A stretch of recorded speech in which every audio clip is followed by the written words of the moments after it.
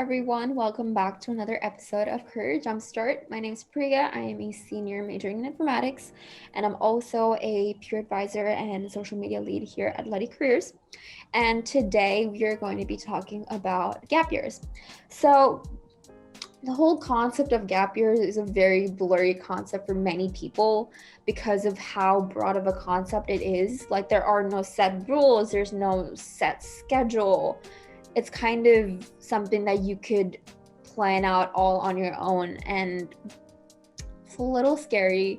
And that's kind of why I want to talk about, the kind of process that goes into structuring an efficient gap year, and also the kind of benefits that you can get from taking a gap year off. So with the pandemic going on and with a lot of uncertainty around us, this might be an option that people want to consider. And, we'll get into how much ever detail we can in this video. So before we go into the process of structuring an efficient gap year, I want to talk about what a gap year is. So a gap year after college is very similar to a gap year after high school. There are no set rules. It is a planned break. And during this time, the student usually takes time off to pursue activities to improve themselves professionally, academically, and personally. So the overall goal of a gap year is to attain growth of some sort. And in most cases, it is in all three of these aspects combined.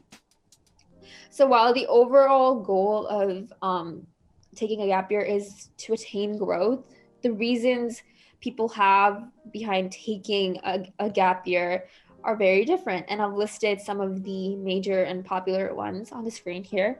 So for example, people sometimes take a gap year to reevaluate their career paths. Maybe they're not, happy about the career paths that they're in right now and want to transition into a whole new field. So they'll probably take time off to network with people who are in the field that they want to transition into, and then talk to them about the kind of skills that they need to be in that field, the kind of project that they can do, and then work on those projects and then gain those skills to be a competitive candidate in that field once they transition into it at the end of this gap year, and gain real world experiences. We've been at school for a very long time, and some students do wish to kind of take a break and kind of explore and kind of figure out, do some self-introspection and broaden their mindset. And our third reason is that this is a benefit. This is a pro and a con, because taking a gap year means you have whole control over the kind of schedule that you want to have. And I'll get into why it's a con as well. So because there's no supervision, there's no, manager, there's no set schedule, there's no university monitoring your grades. It's all you're your own manager, you're the client, you're everything, and you have to keep yourself in check. So I'll get into it later. So and then our fourth reason is focusing on mental health, which is very, very, very, very important. And if you can, financially afford to just take time off, that is completely okay. And our fifth reason, and one of the most popular reasons as to why people take gap years, people usually take a year off to create a better profile for themselves, to be a better candidate for a certain job or for a certain, grad school program. And they usually take the time to gain licenses, certifications, probably be volunteer or take up a fellowship or a research opportunity that will put them in the front of the line for consideration into a certain program or a job. And there are plenty other reasons, but we're not going to get into all that now. We're just going to swiftly move on to structuring the gap year. So before you even consider taking gap year, one of the most important questions that you want to ask yourself is, why do you want to take a gap year? What is your why? And then, what do you want to achieve at the end of this gap year? Because a gap year isn't a go with the flow process. It's not something where you can just figure out the goal as things go and things happen. You kind of have to have a goal towards that you're working towards. It is a very, very goal-oriented process. So it's very important that you have a very specific, measurable goal at the end of this gap year that you want to take. So to give you some examples of the different goals that people have for their gap years, some goals are, building a professional network to gain more experience in the field, or, getting a better GRE score for grad school, getting more certifications before they apply for a job to give them a competitive edge. Some people just want to travel, explore new cultures, and, volunteer for causes that are close to their heart to broaden their understanding of the world. And like I mentioned before, one of the most popular reasons is reevaluating their career decisions and focusing on specializing in a specific field before they apply for a job. So for example, if you want to get into like web development, you'll probably just take the year to kind of build a portfolio that you would submit in order to get that job that you really wanted. So now, before we move on to the actual process of planning, I do want to mention a few key points to consider before planning for a gap year, or even choosing to do a gap year in the first place. So the process of planning for a gap year is very, very, very similar to planning for recruiting season, where you research companies, look at their values, and like it's as complex of a research process as it is for grad school or for recruiting for a full-time job. So it's not a chilled, laid back process where you kind of figure things out as they go. Like I said, not a go with the flow process. It's a goal-oriented process. So an immense amount of planning is required. And along the same lines, it is very, very easy to waste time if there isn't a well-prepared schedule and if there's no self-discipline or self-regulation. Like I said, there is no supervision, there is no university or class system to keep you in check. You have to do everything yourself. You have to track yourself, you have to track your goals yourself, you have to hold yourself accountable. It's a lot of responsibility to take on. So I just want to mention that even if you don't plan, this will and definitely will be the worst decision that you made. A good gap year is only attained by good plans. So that's very important. And along the same lines, not you don't have a system that you're a part of, so you're not going to have a set schedule, which is going to be frustrating in the beginning. But if you manage to get a good schedule up and stick to it by self-regulation, that probably won't be an issue. And the most important point that I want to talk about is that this is going to be questioned by employers, or it will be something that grad schools will look into when they're looking at your application. So this is something that will be asked and questioned, and you should have an answer to it. And I'll get into how to kind of form that narrative as to why you took a gap year soon in this video. And also another thing is, not everybody, like, there is a lot of financial aspects that goes into planning a gap year, and it's very, very important to see what you can afford and what you can't afford, see where you need to budget, see where you need to spend, and kind of allot funds to activities. So that's very important. Make sure you kind of look at that as well.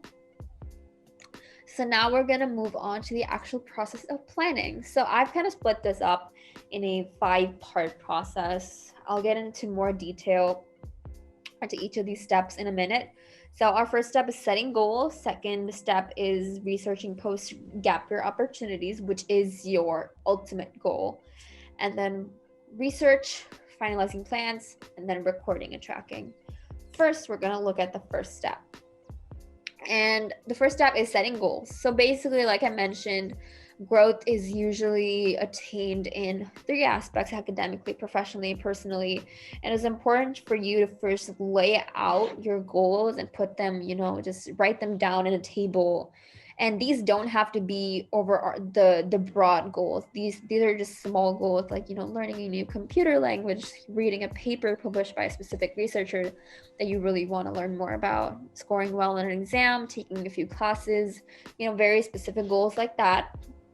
And in terms of professional goals, networking, informational interviews, all of those are goals as well. And in terms of personal goals, they can be as simple as just waking up early and learning how to cook healthy.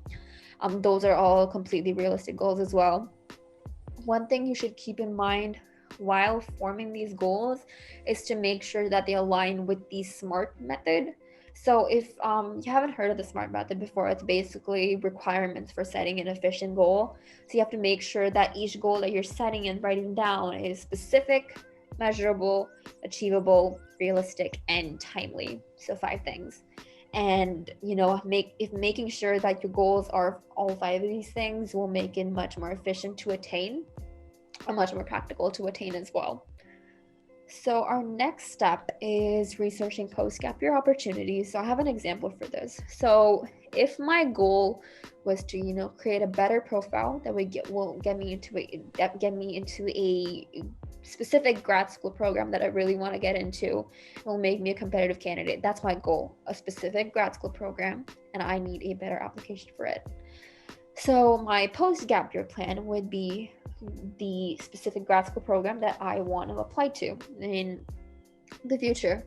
So my post-gap year research would include looking at the expected scores, for my GREs, and reaching out to people who are alumni of the program, like on LinkedIn, ask them about what they did, what kind of information and projects they had on their application. And I would also look into potential backup plans that I would have in case the specific plan does not work out. And also I would learn more about the program and how the experiences that I've planned for will align with the kind of values and with the kind of experience that they can offer. I want to tie them both together. So that's kind of the things that I would be looking out for in my post-gap year research process. And my gap year plan that I will get into on my next slide would be to, I want to get into a specific fellowship. I've researched about the various opportunities available. I found this fellowship that would really boost my application and something that I really want to do. And I would apply for that. And I would also be preparing for my GREs and also work on the side and add more projects to my portfolio as well. Along the same lines, this step 3 is about researching your gap year opportunities itself. So the research process is pretty simple. It's a very basic research process. Basically, take a list of keywords that would best describe all your goals. So have keywords for each section. So a separate keyword list for academic goals, professional goals, and personal goals, and then look up opportunities for each aspect and try to have a plan that combines all 3 of these aspects together. So add them. The best way that I've figured out to keep track of all of these things is to just create a spreadsheet on Google Sheets or on Excel. Add in details that you need, like the applications or the kind of documents that you need to submit, and then deadlines to keep track. You will hear this very often in this video, and it's also a very important aspect to your entire gap year itself, and that is planning and organizing and recording and tracking.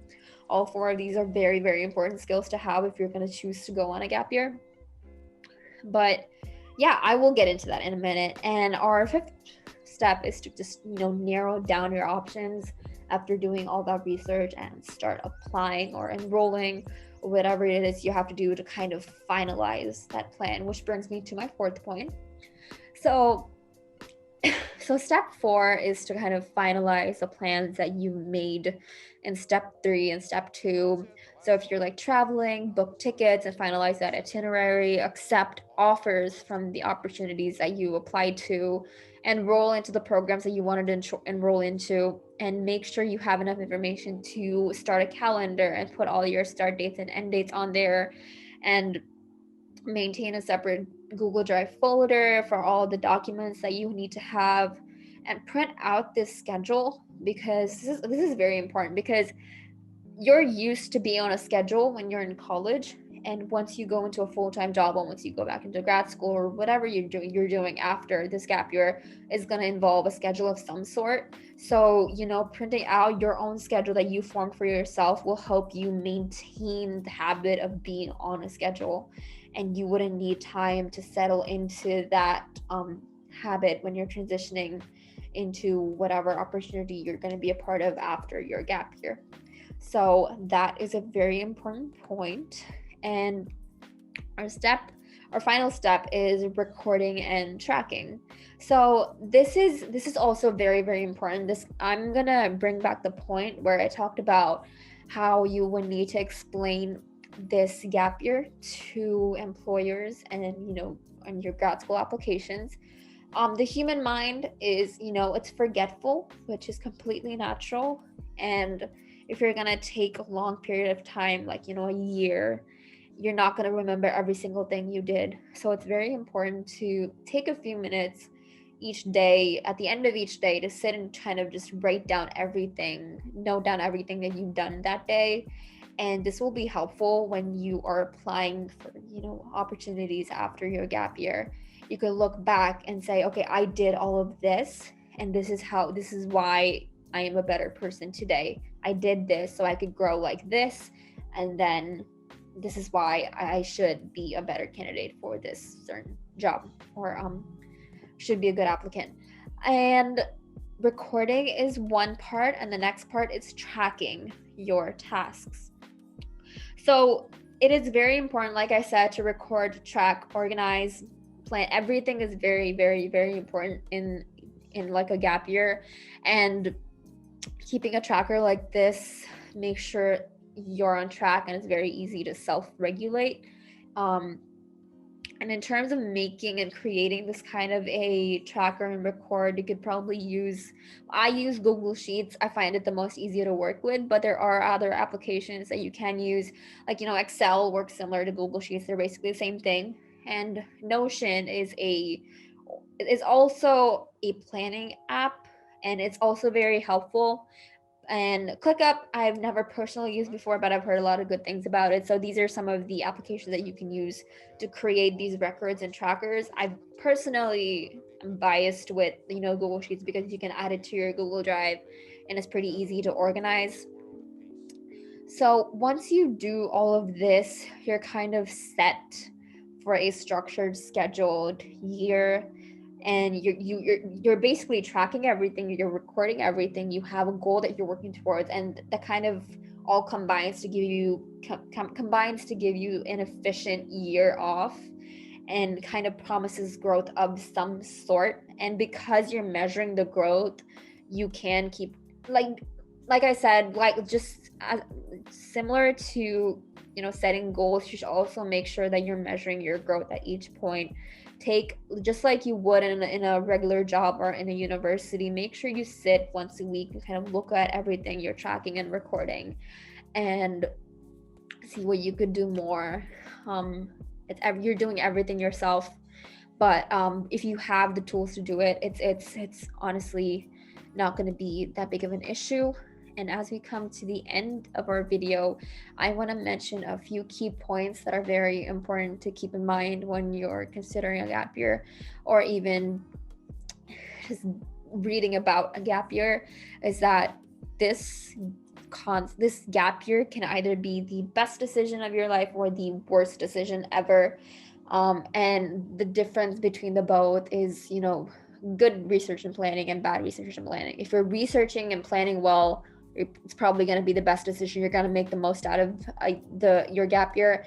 But if you're not researching and planning enough, it is going to be the worst decision ever. And I'm going to put that in the most blunt way possible, because that's how important planning and researching is when you're choosing to take a gap year. Along the same lines, like I said, you're in full control. This is a very self-regulated process, and you are in control of the kind of narrative you want to sell your employer, or your grad school at the end of all of this. And you should be, at the end of all of this, you should be able to say, I became a better person because I took a gap year, and this is why, and be able to bring back all the experiences that you had during this year and talk about that in relation to the kind of growth you've experienced. And that is why recording and tracking is that important. And my next key point is, like I already mentioned, gap years require as much planning as a grad school or recruiting for a full-time job. If you cannot find a clear goal or clear reason, do not get into it. You will be wasting your time. You cannot figure things out on the way. You will be wasting time figuring it out. So if you're, if you're not graduating, if you're graduating in a few months, or if you're graduating next year and you're thinking about taking a gap year, start researching now. It is very, very important. You have to optimize all the time you have to get the most of the year that you're taking off.